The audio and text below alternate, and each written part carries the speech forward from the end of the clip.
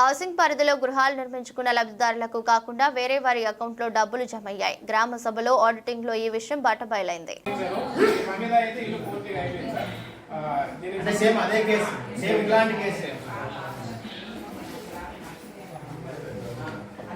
Next బీఆర్కి సంబంధించి 2 పనులు చేయడం జరిగిందండి. ఈ సచివాలయము కొనుగోలు సచివాలయము అయితే దీనికి సంబంధించి ఫైనల్ డేట్ అయితే రావడం జరిగిందండి. పూర్తిగా అయితే నిర్మించి ఉన్నారు. దీనిలో అయితే ఎటువంటి సమస్యలు లేవు. లాస్ట్ ఇయర్ క్లియర్ చేశారు. ఈ సంవత్సరం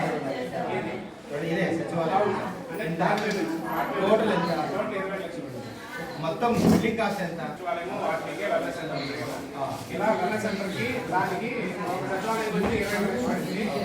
పూర్తి నివేదిక. ఇది కాకుండా నా దృష్టికి రాని అంశాలు ఏమైనా ఉంటే ఇప్పుడు చెప్తే ఎప్పుడైనా నమోదు చేసుకుంటాను. పెయింటింగ్